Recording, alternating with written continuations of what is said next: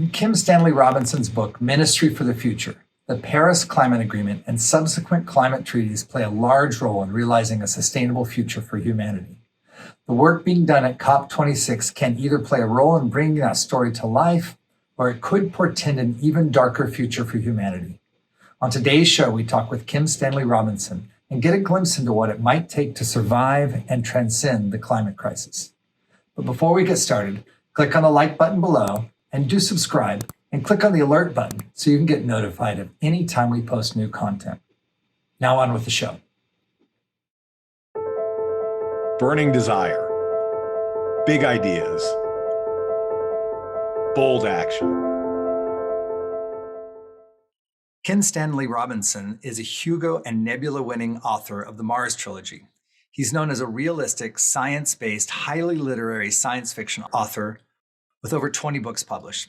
Stan's work often focuses on themes of sustainability, economic and social justice, climate change, and speculative futures. Stan is a world builder creative. In his 2020 novel, The Ministry of the Future, Stanley takes on our near future and builds a world-spanning vision of how we will be impacted by climate, economic inequality, and social justice crises. In his book, he sketches out a path forward for humanity. This book is a must-read for anyone interested in generative futures, and in my opinion, one of the best ever examples of a generative future, one that is both desirable and viable. Stan, welcome to the show. Thank you, Michael. Good to be with you. I'm curious about all kinds of things about this work, but the first thing that I'm most curious about is, what was your inspiration? What was that kind of seed moment when you decided I've got to write a book about this near-term issue? There wasn't really, well, maybe there was, but it was the end of a long process.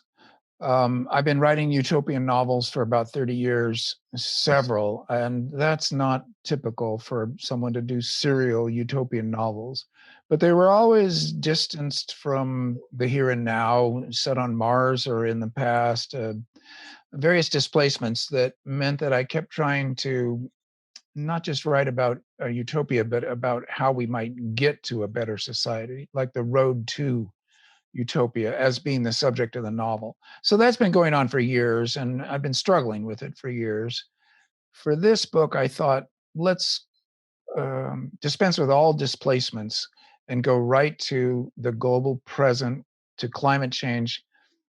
No distractions, no metaphors. And then what you might call, when you talked about a seed moment, I was reading about wet bulb 35 temperatures. Mm-hmm. I was coming to understand that this talk that was widespread in our culture, that we weren't going to be able to stop the global average temperature rise at 2 degrees Celsius. We were going to shoot up to 3 or 3.5 or 4, and we were just going to have to adapt to that humans were adaptable. This was a view that you would hear from people trained in economics or in the humanities, et cetera. And they were missing something that hadn't really been underlined by the medical or scientific community, that humans can't survive above a wet bulb 35 temperature. And I was reading about that. It's a heat index. It's what we all understand very well, that a combination of high heat and high humidity is more uncomfortable than dry heat. And that at a certain combination of high heat and high humidity that the world is now beginning to touch on for an hour or two here or there around the world in thermometers and weather stations is fatal to human beings unless they're in air conditioning. You get cooked in your own juices, sweating doesn't work. Hyperthermia is just as dangerous as hypothermia, and within hours you overcook and die because sweating doesn't work in high humidity.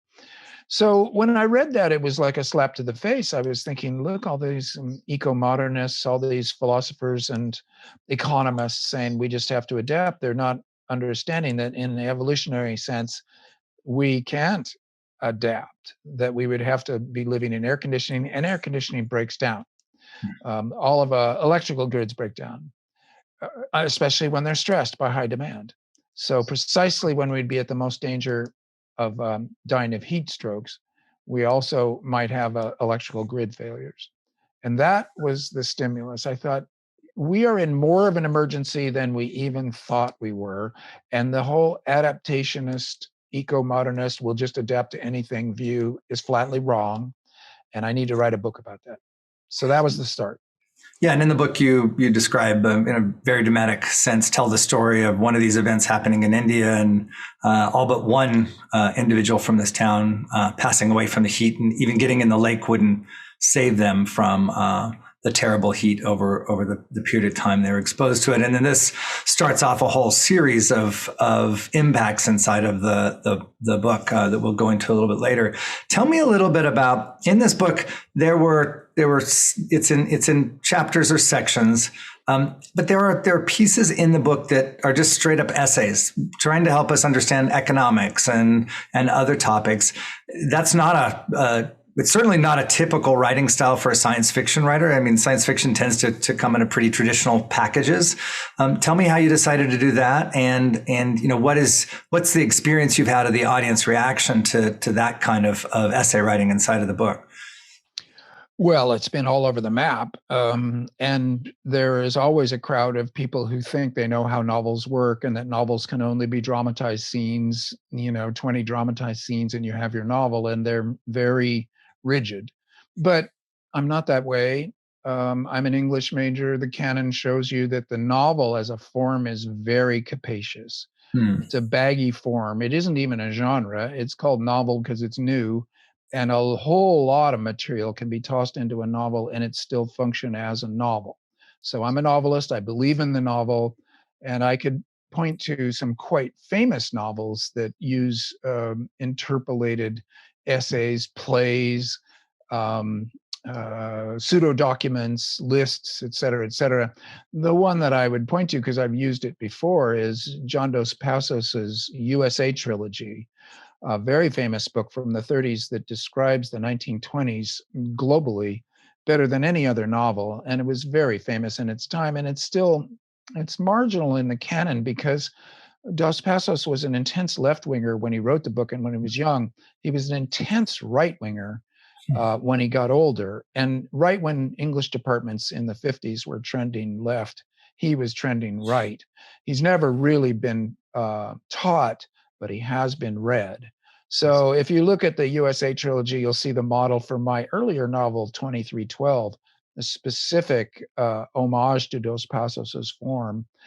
And it's never really wise to refer to this book for multiple reasons, but I'm going to do it anyway. Moby Dick, one of the greatest of all novels in the history of the world, is simply stuffed with various kinds of forms, including these pseudo-essays.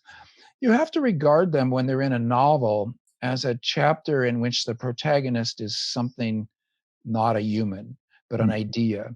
You have to regard them as prose poems. They aren't going to function like ordinary essays. They're under the service of the novel's larger purposes.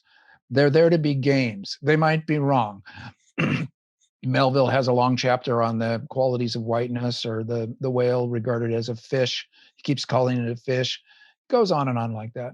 So what's important when you have a novel is that all forms can fit in it, and they're orchestrated to a larger cause.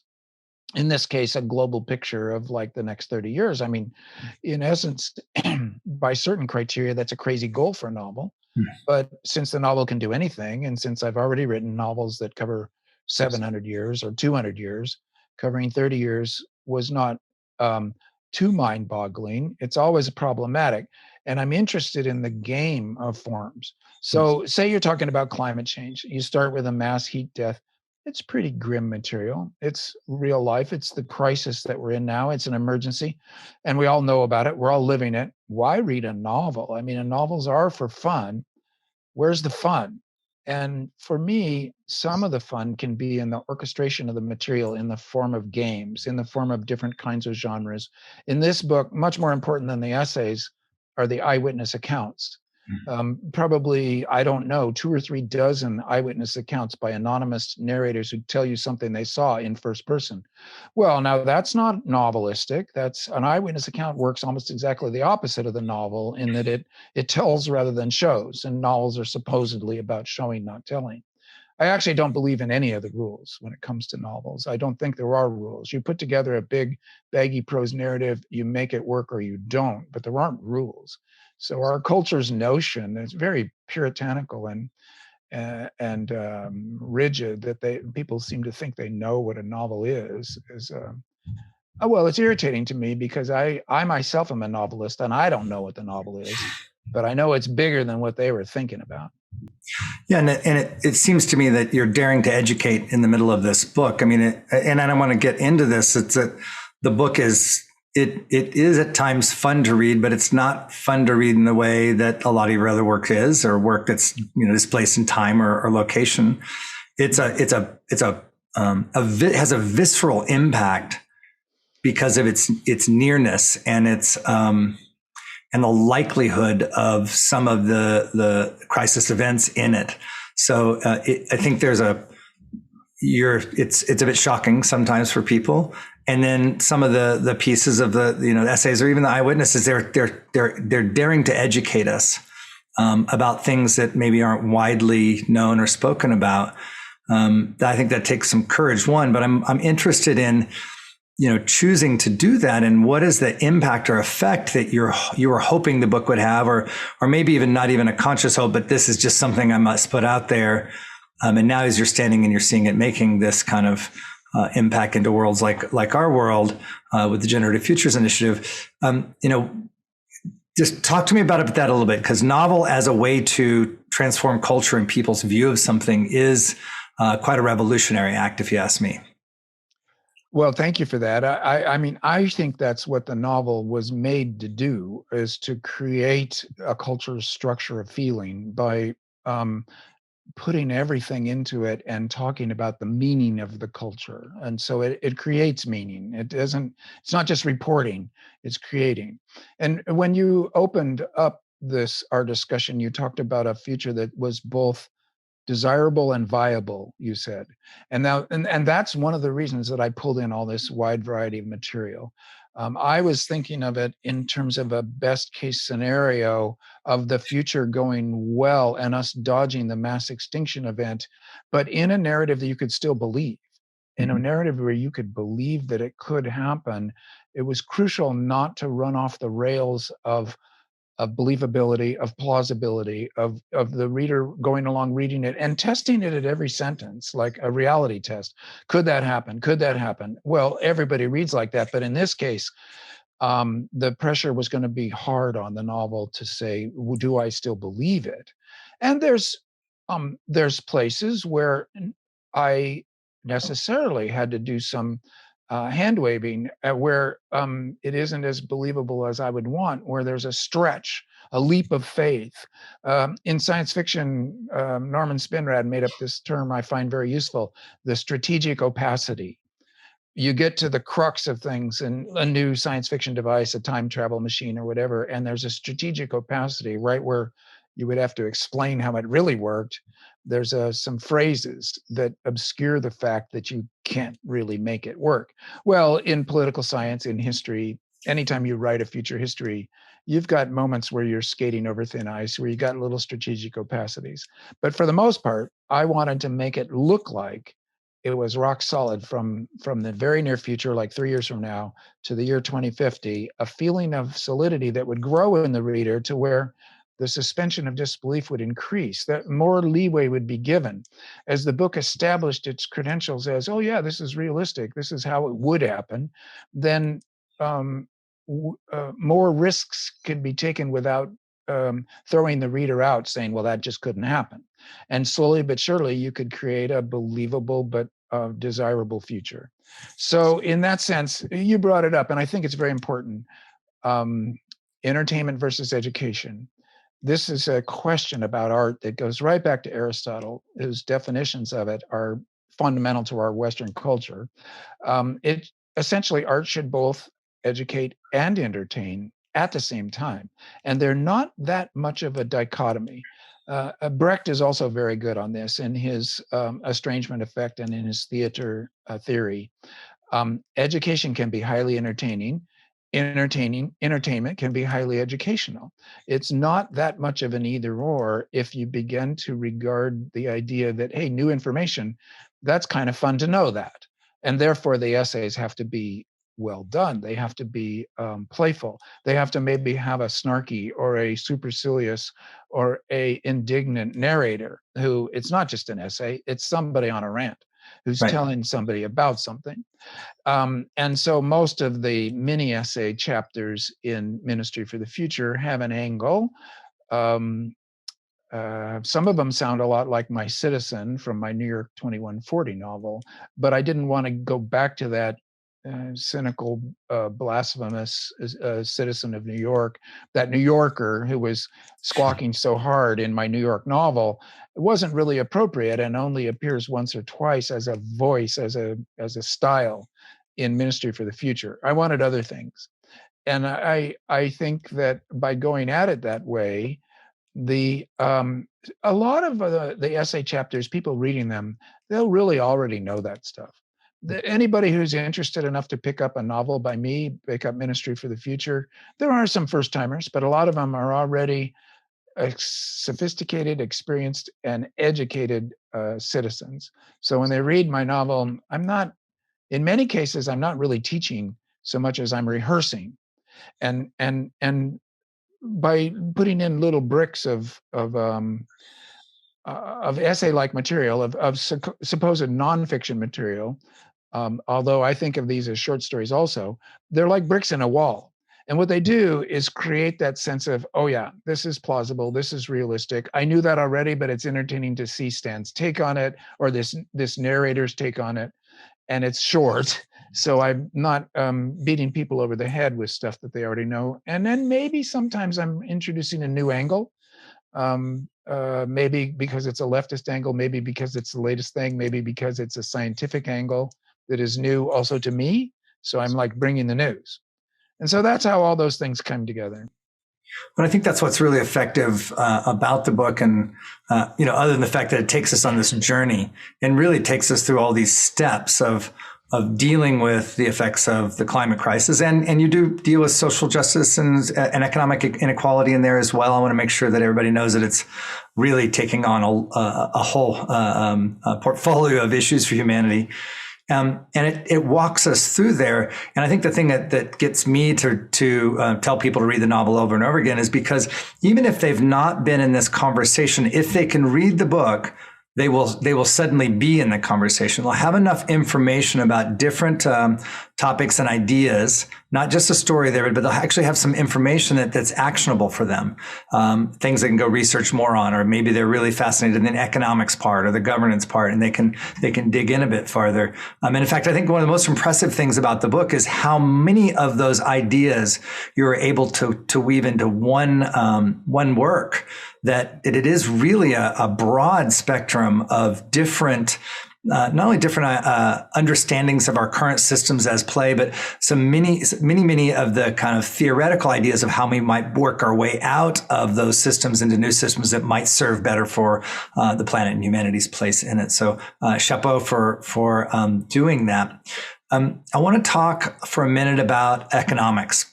Because in the book you bring capitalism, and it by the end of the story it's not capitalism like we would recognize it today, but you bring capitalism along to the future as well as traditional governance forms.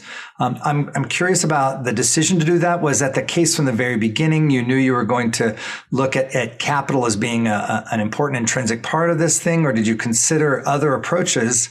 And then ultimately, why did you decide to keep capitalism, going along for the next 30 years? Well, it was a question, and it's part of this desire. It's part of this desire to make it a realistic novel, a plausible novel, and we are in the nation-state system, and we're in a global capitalist system. Now, the global capitalist system is one name for the climate problem. It creates the climate problem by mispricing everything. So it needs to be solved, cured, changed. The nation-state system, well, it's unwieldy, but it's what we've got. And it's not automatic that it's part of the problem. In other words, if you imagine some world governance and in some science fictional form that tells everybody what to do, and then everybody does it, and then we're all okay. Well, maybe, but maybe that's not necessary. And it's also incredibly um, one worldish and cuts against language, culture, diversity, and difference in ways that are A, they're maybe a little inhuman and unnatural, and B, we don't got it now and we're not going to get it.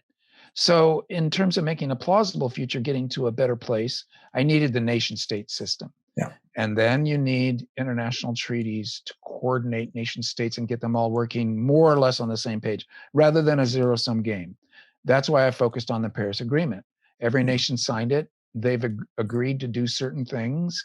And if they were to stick to their agreement, then the Paris Agreement will become one of the great um, actions in world history. It will be remembered as long as human history is written if we live up to it. If we don't, then it becomes like League of Nations, which is well remembered amongst people who are thinking of failures, but not well remembered if you're thinking about world history as a success. So I'm trying to describe to you my decision-making process as into making a fictional future that was both positive and you could believe in it. Nation-state system, Paris Agreement, but capitalism, okay, that's going to the highest rate of return. The name of the capitalism is the name for a system of power. It's and a financial arrangement by which the few control the many, and the work of lots of people accrues to the ownership of a few people. And that's intrinsic to capitalism. It's not an accidental side effect. It's not a hijacking of the system. It's intrinsic. I'm an anti-capitalist. I'm an American leftist. Capitalism is one name for the problem, but it's the law. It's what we start with. So then how do you get out of that? How do you morph that into a system that properly prices and the world, people and the biosphere, price it properly, which means in many cases infinity. So already your system begins to blow up. Economics doesn't value things because its prices are always artificial and concocted, but they've been made too low. And then how do you morph that around to a better treatment of people, better treatment of planet, where you get more justice, you get more biosphere health? You will have to break that central law of going to the highest rate of return as it currently exists.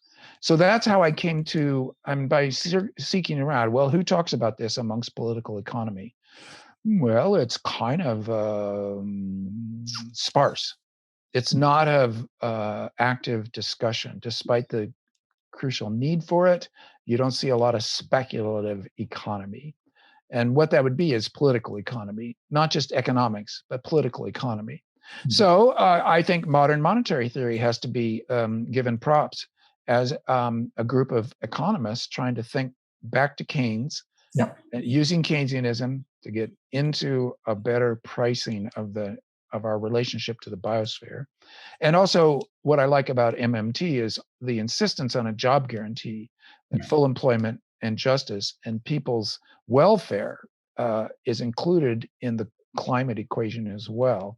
So, in other words, you pay yourself for doing the right work, and effectively, it's almost just Keynesianism, which that sounds a little bit timid or old-fashioned, but on the other hand, it would be a huge step forward to get from austerity and neoliberalism back to Keynes and then go forward from there. And what I mean by Keynes is government making up new money and spending it for good carbon reduction projects. First, and controlling the spend, not just giving it to the private banks who consistently blow it by going to the highest rate of return, which is fictionalized and wrong and bad, but actually spending the first creation of new money on, it's called carbon quantitative easing. So this is a long way of running you through my thinking process, as I actually ended up writing a novel about carbon quantitative easing. I mean, that's crazy unless you explain the process of thinking that got me there. I mean, central bankers. I don't know of many novels that are about central bankers changing the world. And it feels foolish to say so because they are not really the drivers, but they are the clutch. Right. And so as the clutch, I thought I could play the game there. Yeah, and in Keynes, I think going back to the banker and the Bretton Woods meetings and this kind of decision point for our global economics when we went to, hey, let's just take as much and extract as much wealth from everybody we can as the model, instead of saying, hey, let's intrinsically tie the value of all our economies together, which was Keynes's argument. Yes. And then you go a step further and introduce this carbon coin. So looking towards some of the what emerging tools we might have in cryptocurrency and blockchain driven economics, which are still nascent. I mean, many of those people, Keynes is like the top level of their thinking. Like going beyond that right now is really difficult, mostly because we just don't have any prototypes for how to manage other forms of value other than the one that's tied to the world's fiat currencies. So I definitely, again, hats off to you for going that direction and demonstrating there, again, giving us a viable picture. And I think over and over, what is helpful for those who would like to seek out systemic change is having examples, even fiction examples of how this might work and how this might carry out, because it creates a blueprint for action. Yes. Obviously just a blueprint without any action doesn't create any change, but all action, around achieving nebulous aims, we know where those end up. You can take a look at the Occupy movement, for example. Great amount of action, no aim and no destination. It was coherently driving towards, and then it all falls apart. Now, in the book, and you use a very, very strong lever to deal with the excesses of capital and capitalism, in that there is an element of eco-terrorism in there, and that the top 1% or the top climate abusers actually are the targets of this very sophisticated terrorism. I'm curious about that as both a storytelling device, which I found as a reader very engaging and in some way gratifying and satisfying, but as a kind of an architect of the future, is that a necessary ingredient, or is that like just one way that we might actually have the worst of our climate abusers, if you would call that, or the ones that are at the most excessive extremes of economic inequality, to rejoin a more wide middle humanity? Well, I mean, you put your finger on one of the more vexing, troubling, and important questions. And I can't answer it because the world's going to answer it. Yeah. When writing the novel, I was fearful that if we didn't cope with the climate change and also inequality problems as a combined problem properly in the next few years, by legal means, by democratic means, by agreeing as a society and a civilization to do it that way, violence was going to erupt. And really the kind of targeted, asymmetrical, and effective violence that is sometimes described in my book is a little fantasy land. Typically, violence is more spasmodic, more chaotic, and less effective in its collateral damage and its blowback and its suffering. And in other words, it's a bad tool. And so in my novel, I was sort of thinking through these issues, and I don't think that I did a particularly good job. And in this sense, probably I could have made it clearer the differences between sabotage and murder as political tools, and that maybe there are reasons for and justifications for sabotage, for breaking of machinery, as opposed to hurting people. But my defense is that history itself is completely chaotic. And so as a representation of what it's going to feel like and what it might look like, I think my novel is okay. As a blueprint or a plan or a suggestion, no, I don't think it works that way.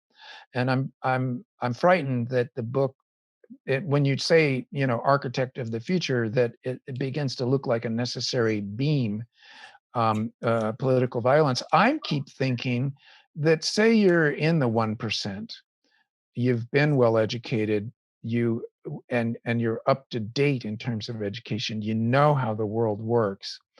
If the democracies of the world gave you a big haircut, and progressive taxation came in, and also trackable digital money came in, so that you couldn't hide your wealth, and that the taxation was going to give you a big haircut, and probably your heirs, your immediate heirs, in terms of passing along inherited wealth.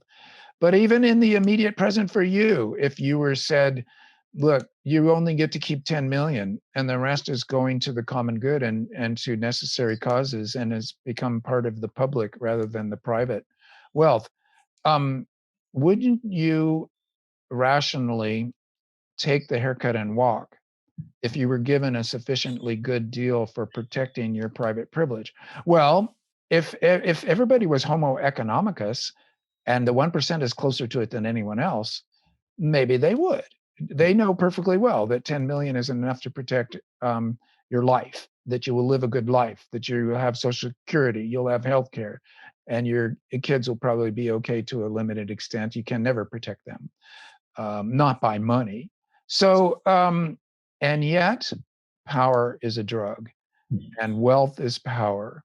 And I don't notice too many of the 1% advocating a really harsh progressive tax rate, advocating their own haircut. You don't see that happen very often. And in a future, and here I want to move into a fantasy space.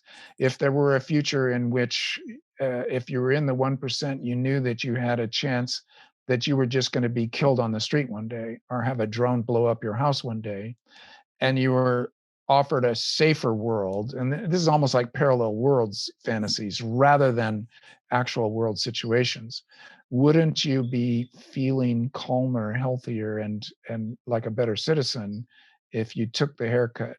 And so this is a political position, taking the haircut. I don't see it. You don't see the 1% being radical and progressive leftists. You see them often supporting the status quo, even though the status quo has taken us all down. So these are the kind of questions that come up, to come up to all of us. Or being anti-government, we can look at the capitalists behind the Brexit move. They really just wanted deregulated trade, the capacity to make more money without any kind of oversight. So there's definitely a common theme amongst a libertarian, radical libertarian form of capitalism, which is get your hands off me and let me make the money I want to make. Let me operate as I want to make, which is kind of like saying to the great white shark, yeah, we'll just throw as much food in the water as you'd like, and let you eat. And I think that's something that, it's often been said that capitalism without strong governance is toxic. And I think that what we've seen in the past, 25 years, and hopefully, beginning to be curbed, is this notion that government should continue to create more opportunity for the accumulation of capital. And I think you're saying about taking a haircut, that could be moved to a more aggressive stance and saying that, hey, governments could privatize people's businesses and things like that, which we definitely saw in the socialist revolutions. Obviously, something that's very distasteful to most Americans, especially, but within the toolkit of a government, we could actually do things like that. Well, I want to make something clear that I know that you already know, but just so that we are making it clear to all our listeners. Yeah. Neoliberal capitalism is strong governance. It is a system of governance. Yeah. It is not hands off. It's not this myth of private contracts between individuals that get to make private agreements amongst themselves. It's a set of regulations and laws that allows for monopolies to take place. And then once they have, the state and finance, government and business, are two aspects of the same system of civilizational controls. And so one doesn't want to get caught up in the idea that capitalism is less government and what would you call it? Socialism is more government. They are both highly government. They are both forms of governance. So what would be interesting would be to apply a hugely progressive tax basis, but also taxes are so powerful. If you said that a big company gets taxed at 5 times the rate of a small company, the tax lawyers would go to that big company and say, you need now to become 10 small companies cooperating with each other. We'll fix it behind the scenes, but you are now breaking down into 10 small companies to reduce your tax rate.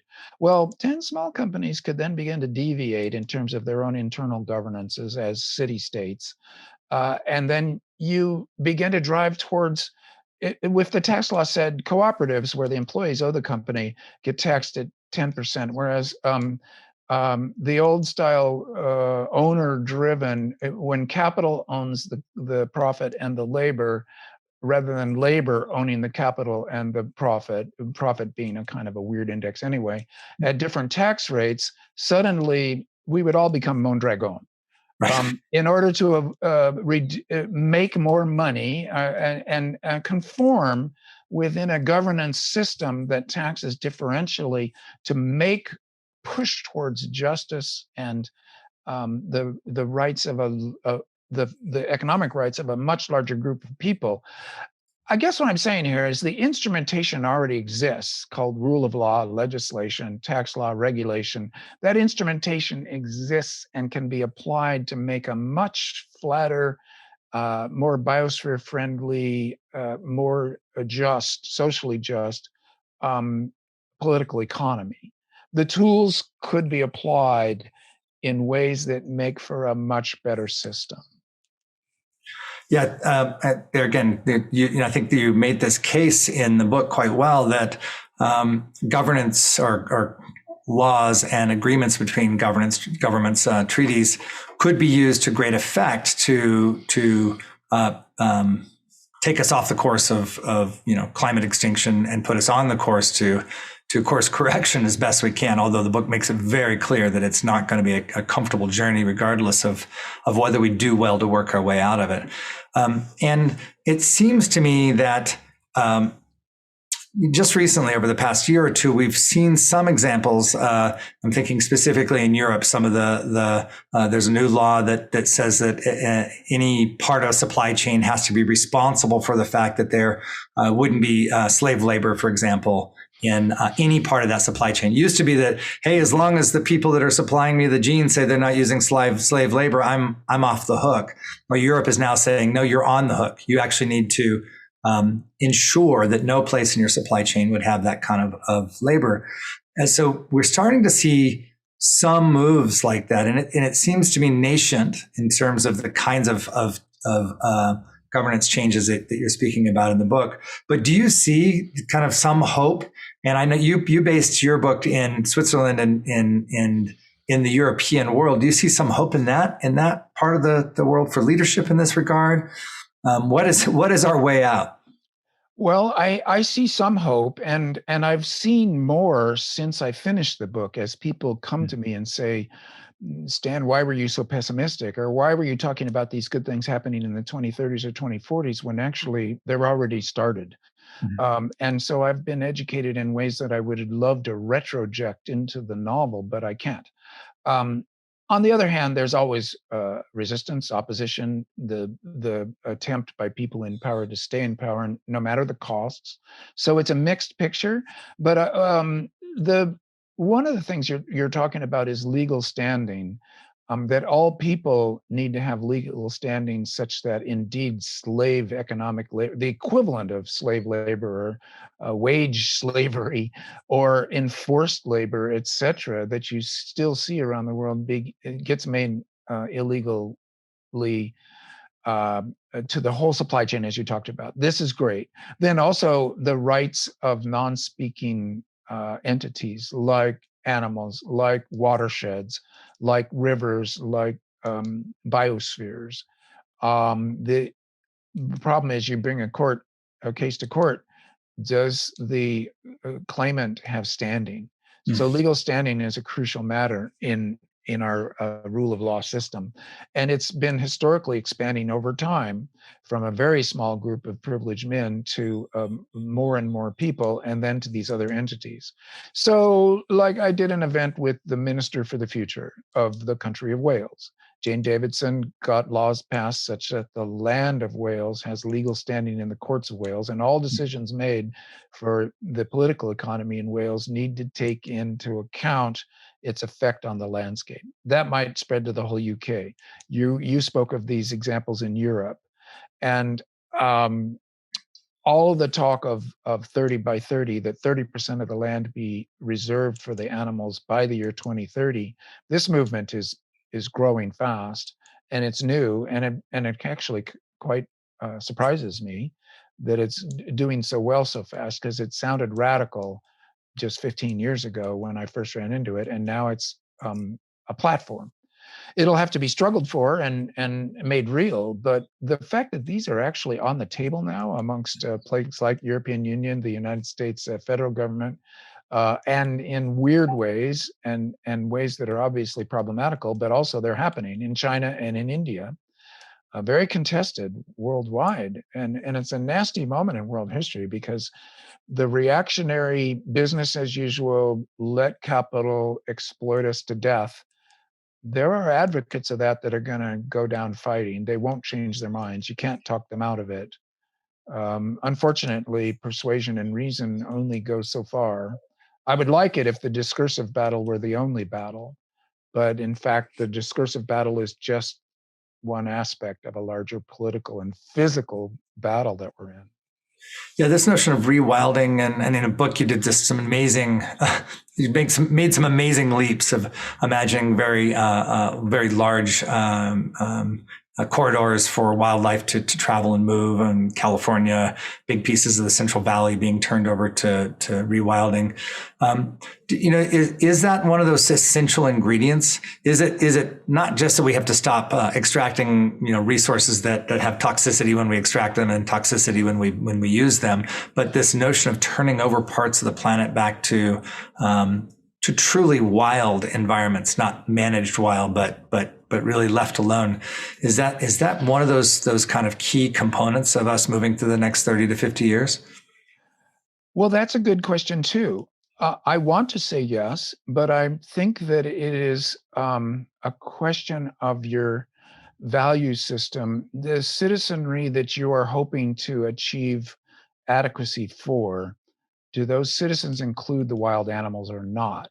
So if you're anthropocentric and it's all about humans only, I suppose there's a future you could imagine where we have a mass extinction event and yet we still have adequacy for humans for a few centuries. But I'm going to say that these are fellow citizens. They have moral standing, but also they're part of our bodies. They are extensions of our bodies. And that dodging the mass extinction event is a critical component of it, morally and perhaps practically, in the sense of our body's biosphere function, that we'll be sick if we go through a mass extinction event in ways that will ultimately be killing us. And also, we can never get back from. Extinction is indeed final, and you can't de-extinct. And a mass extinction event would be a moral and practical failure. So the habitat corridors are crucial for dodging the mass extinction event.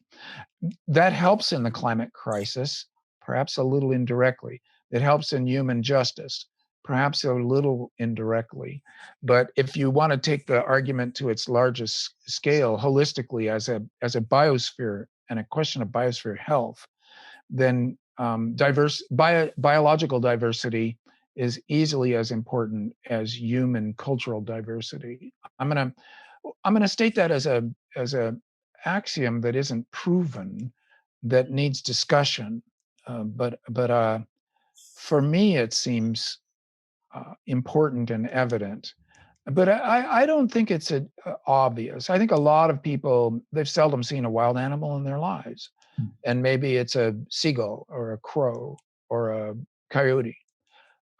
These are wild animals too, or deer. Since we killed the predators, deer are pretty much everywhere. You see them occasionally. But comprehending web, the weave of life on this planet, that's almost a kind of a religious moment of understanding. And I tried to talk a little bit about the Gaia religion, Earth religion, one planet religion in my book, but it's a much more technocratic. I have other novels that are more religious than Ministry for the Future, which is more of a technocratic approach to things. But I think it takes almost a religious comprehension of the biosphere as our body. And it's easy to say Mother Gaia. Mother is a good analogy, but it's not quite right. It's more than that. It's our body. So these things need to be brought into play, and they need to become part of the political economy too. We have to pay ourselves as humans to take care of, in a steward way, the rest of the biosphere.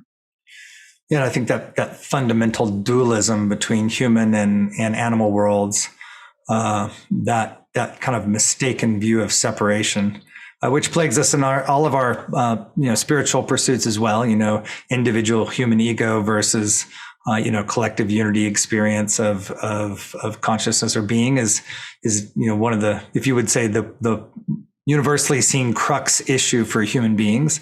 And likewise, inside of understanding ourselves as part of a planet-wide ecosystem, it's very difficult to talk to human beings about, like, well, you could have less so the animals could have more, because it traffics in the same dualism that got us in trouble in the first place, more seeming that, you're creating a place for your relatives, for your children, for your, for the other parts of the body, as you said. And I do think that's a good, I hadn't really thought about it before. When you just said Mother Gaia inside of that, actually Mother said, now there's separation. The child is born from the mother and then separates from the mother. And so we don't really want the mother as at least the Western archetype of the mother there either. We need to understand from cradle to grave that we are part of an ecosystem. We are, breathing in, bacteria and viruses, which we are very familiar with this in this calendar year. And that is a ongoing process. Even the fact that every one of our cells is replaced within a 7-year period. What does it get replaced with? It's not like I'm in the background at night manufacturing cells for my next body. It's a part of my participation in the environment and ecosystem. And it seems to me one of the fundamental illnesses for modern, especially modern Western humankind, is this ignorance of that, this unknowingness of our place inside of the whole system.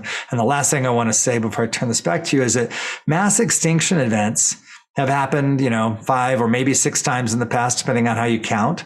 And every time the number of species declines incredibly, and the planetary environment goes into this churn, most things don't make it through the churn.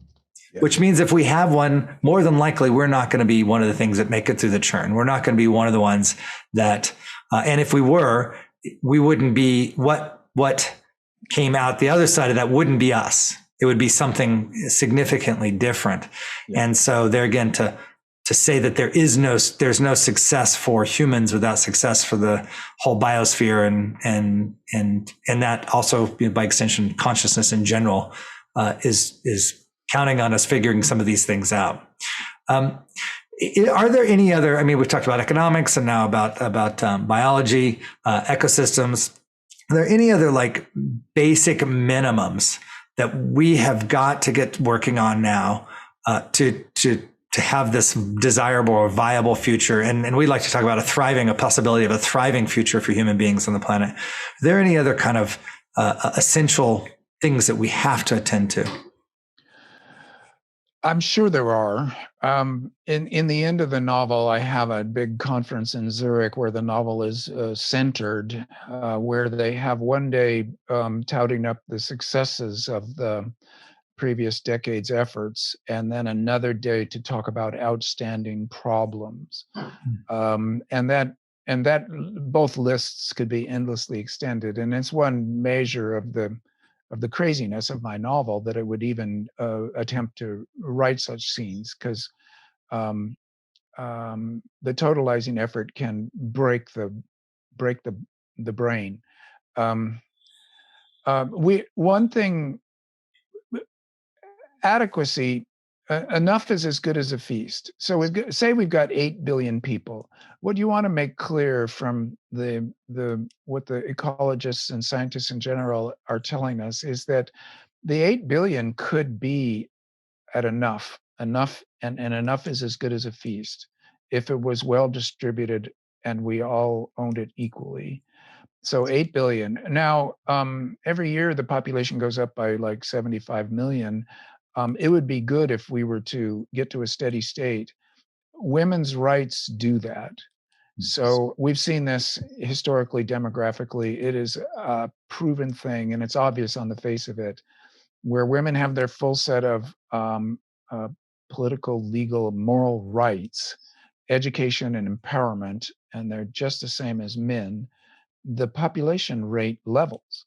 And it even begins to drop a bit, although what we can say for sure is that it levels off and begins a mild drop. I mean, the replacement rate is 2.2 or 2.1 kids per woman on the planet. The global rate isn't much higher than that, but it is higher than that slightly. But it's in all the developed countries, wherever the more power women have, the lower that replacement rate is. Sometimes down to 1.5, in which case the population's dropping. Not the worst thing that one could have happen. In other places, it's still quite high. And these are places where women don't have their rights. They aren't educated. They aren't given the rights that men are given. In those cultures, you see replacement rates that are up to 3, 4, 5. And these places are the places where suffering's going to happen in the near future. And one of the great solutions is just to help the women in those countries who are already deeply interested in this project. We can be sure of that, to increase their power as citizens, and with everybody on planet practically having a smartphone and connected not by infrastructure so much as by information. Everybody knows this situation already. Education is on the edge of a flashpoint where you could say that everybody on this planet knows this stuff. And then it just has to be enacted. And that's kind of a democratic push, a push for people power. And people power being women's power.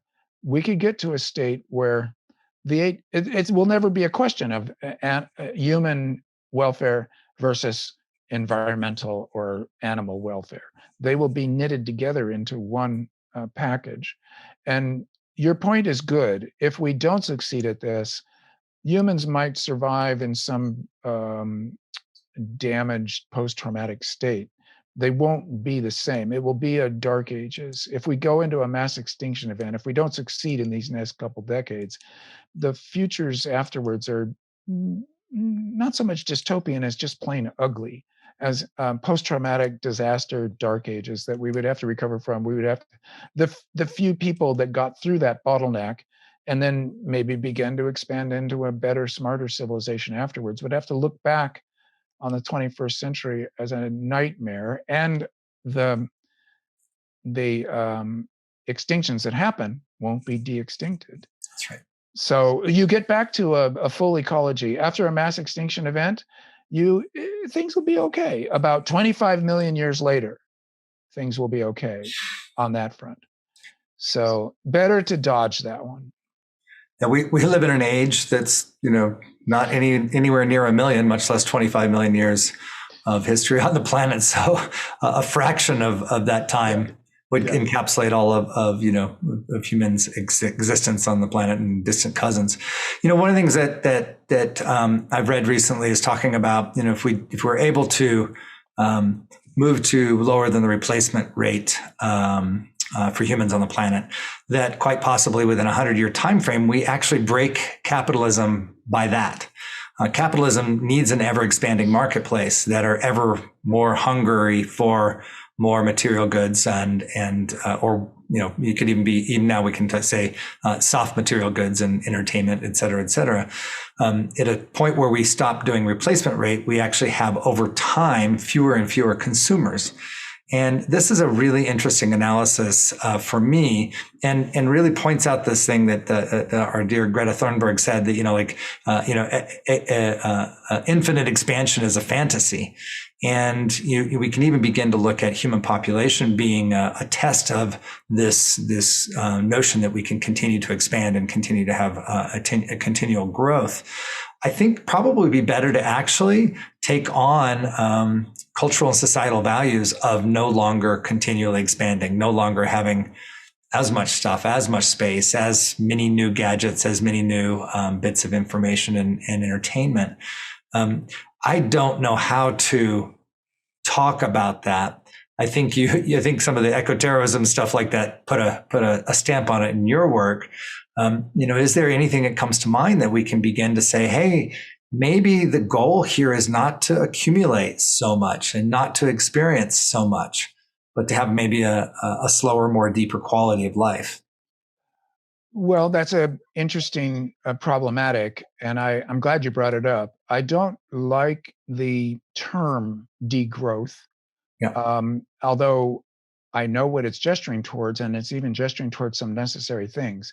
But let's say that the notion of growth expansion should be translated to the level of quality rather than quantity. So you get away from commodification and reification, these classic leftist terms for thinking that things can replace experiences.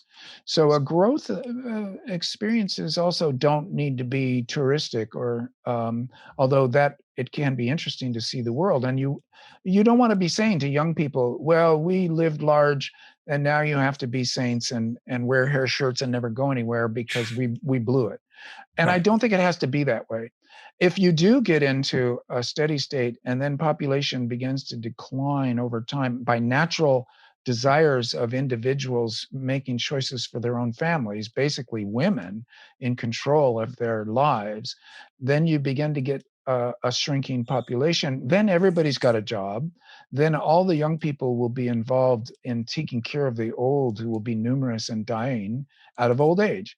And what you can talk about it there is growth of quality of life for everything. That if the animals are in good shape, the wild animals, if the biosphere were balanced, if humans were on the planet, maybe the steady state biosphere health is best at a human population of, I'm guessing here, 4 billion.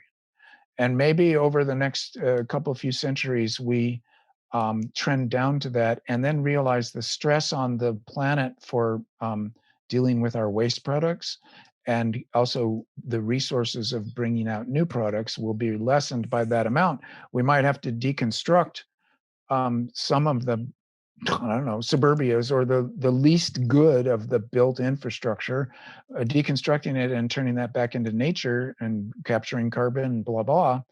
That might be part of the project of that time. And yet there would be this stress taken off of the biosphere if we had fewer humans. Now, this is controversial, and I'm saying that this as a science fiction writer more than as a political citizen of my time, because it's very important, I think, to acknowledge that family size is a very individual decision that people need to be free to make.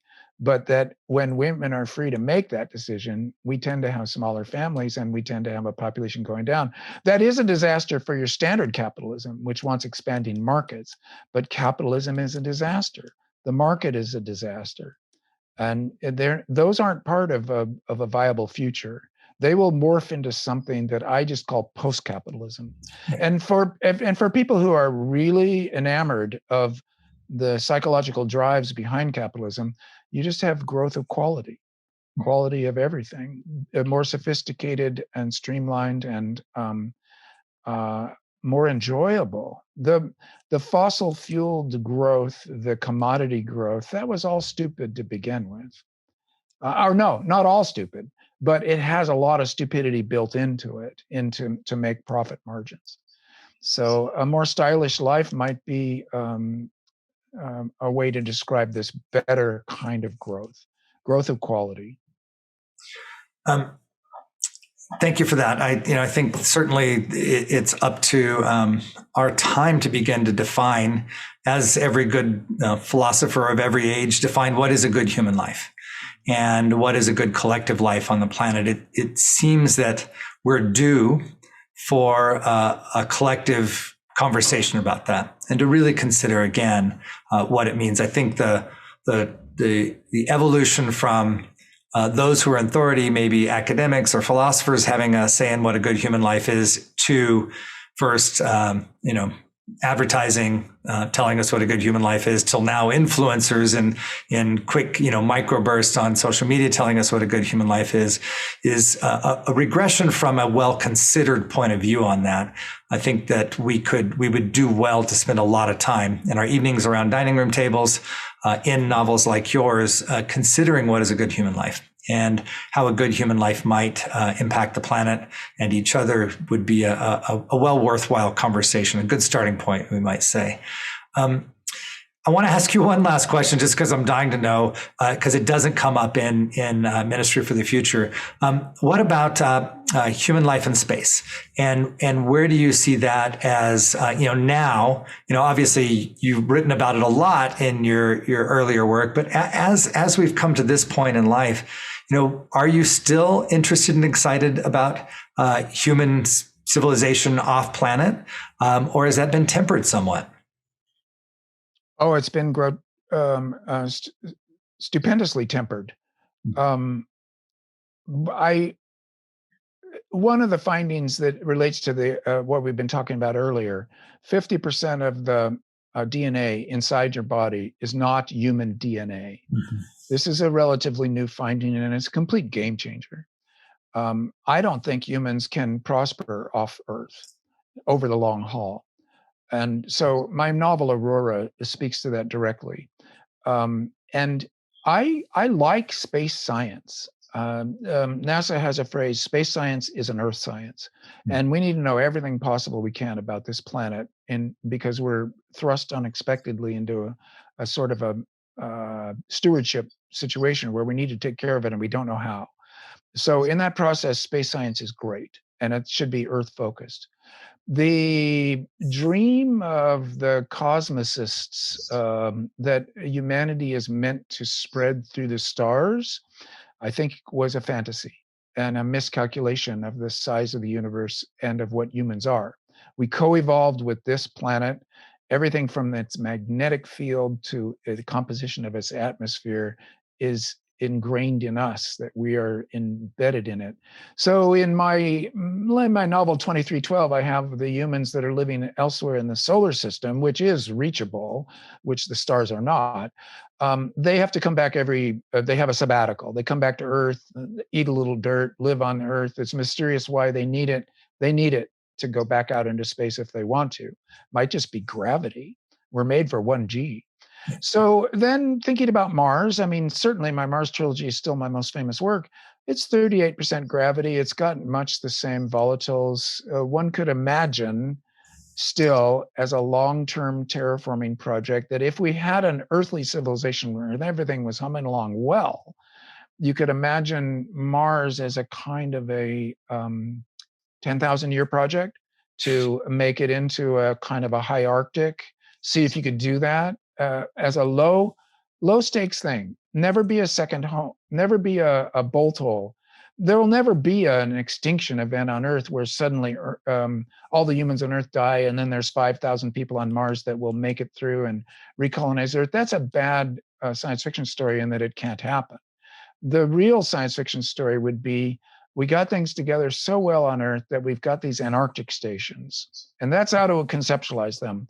Right now, there's a station at the South Pole. There's a station at McMurdo. There's probably a dozen other little stations. They're little towns, like mining towns, sort of, not sustainable on their own. They're like space stations, except they're on the ice of Antarctica, which is a very otherworldly place. I've been there twice, and I'd like to go more. I love it so much. But those people, they call it coming back to the world.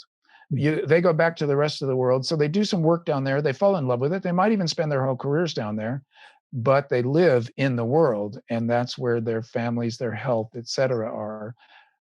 Moon is going to be like that. Mars might be like that. The asteroids might be like that. You go out there, you study, you're a scientist, or you're a support worker for the scientists, which means you could be anything. And maybe you're a poet sent on a program like I was sent to Antarctica. And then you go back to Earth, you go back to the world. That's the way it's going to be. And all of these other fantasies, and I say this as a science fiction writer, having written about them, rated them as close as I can. They are fantasies of escape. They are transferences. They are ways of not thinking about the problems here on Earth. They're all kinds of things, but they're not really good plans, and they're not necessary. Space isn't necessary to us in the next century, except as scientific inquiry into the Earth itself. The resources out there are ridiculously diffuse. You can't make a profit out there, which is why you're not seeing a viable moon colonies, et cetera, because it's never profitable in the usual capitalist way. So this is my feeling about space right now. And I had to go on at some length here because it needs articulation. It's a complex picture. It's not a simple no to space like I often hear on the left. It's not a simple yes to space like you hear from the space cadets. It's in between. It's an earth science that is useful right now and will always be attractive later on for people with growth fantasies or escape fantasies, or humanity is destined for something greater than life on Earth, which I find absurd, but it's a religious position. It's a replacement for a sense of immortality, that if only humanity could go to the stars, then we'd all be immortal. Well, I don't suffer from that kind of religious urge, and I don't think it's realistic. But it's out there, and the solar system is quite a beautiful neighborhood. So you don't want to throw out the baby with the bathwater. The fact that we can't get to the stars does not make the solar system less beautiful and interesting. Again, going back to our conversation about being part of the whole of the Earth, when you were speaking about all of space science is Earth science, I just suddenly had this very, very profound experience of, we are Earthlings, we are of Earth and inseparable from it. We are an expression of some self-aware consciousness event, some complex life form event that is part of the entire biosphere. It is not we're not a separate entity on top of the Earth. We're of the Earth. And even your sensible ideas about exploration of space would say we're still of the Earth. We're just a piece of the Earth that's now on Mars, or a piece of the Earth that's now on the moon. And that in order to be able to be intrinsically whole, we would have to return to the whole. Yes. I would agree with that. I think that's right. And even luckily in my Mars novels, these young Martians that have never even been to Earth, they come down, they get crushed by the gravity. They recognize that they are coming home. And so I have not been, I'm not renouncing, I don't have to renounce the earlier half of my career. Mm-hmm. But your main point is absolutely crucial. We are bubbles of Earth. This is a Flora Thompson, Lark Rise in Candleford. It's a 19th century landscape writing. And John Crowley, the great American science fiction writer, quoted it in his wonderful novel Little Big. We are bubbles of Earth, bubbles of Earth. And as girls, these Victorian girls would gambol around the English countryside, saying that to each other as they bounced around like young lambs. And it's a beautiful thing. Crowley used it as an epigraph to his great novel. And I saw it there first and then went back to Flora Thompson. Mm-hmm. And you got to look at Lark Rise in Candleford to see that this feeling is maybe a Gaia feeling or whatever you want to call it. This Earth-centric feeling of connection with this planet is very common. And indeed, maybe that's what shamanism was always about, that there are other worlds, but we are expressions of this world. Yeah. Yeah, great. And I think, as we kind of wind up the conversation here, this kind of leaves for me, and I hope for our audience, a little bit of an altered state of consciousness. That, we started this conversation talking about the future for humanity and a vision that you, Stan, have helped us to have and to become part of the body of society. And we appreciate you for that. But kind of where we've arrived is back to ourselves. We've arrived back to that we are this extraordinary expression of life and an extraordinary expression of complexity, these amazing complex systems of co-evolved species inside of one thing that we call a body, and that quite possibly the biggest leap we could make to having a thriving future for humanity is actually just to be human, is actually just to be earthlings, and to kind of embody that very simple reality. I don't like to be too reductionist, but there's definitely in this moment a feeling of the poet in me being enlivened and brought forth. So thank you for that. I thank you for the as you called it, the technocratic look at a very possible, viable future for humanity. In some cases, an architecture or a roadmap, at least places for people to look if they're interested in getting involved in inventing and creating new ways of doing things. You paint a very, very complete picture of some of the most important things to focus on. And then to arrive here at this kind of mythopoetic moment of little bubbles of Earth is quite a satisfying experience. Thank you so much, Stan. Well, thank you, Michael. I've really enjoyed it. You have conducted my violin playing in interesting directions, and I really appreciate it. It's been fun. It's been a good conversation. Great. And I look forward to having you back again to talk about specific things, especially as, I think what we're starting to see is seeing through the lens of a viable future or a generative future towards things that are occurring and happening. As techno-utopianism has a lens and a view of what certain advancement means. We have a digital magazine that we've launched called Proof of the Thriving Future, and we as well are looking at ways to be a lens to be able to see into these into the events in current day in a way that helps us to gain access to having some sense of capacity to affect change, some agency in the direction and future of humanity. And I think you are definitely a forerunner of that style of human being and that style of human thinking. And we're really excited to continue the conversation over time. Well, thank you. I would love to come back, and I will be looking forward to the magazine. Yeah, it's a discursive battle, but it's also an imaginative project, and I can see that we're doing it together.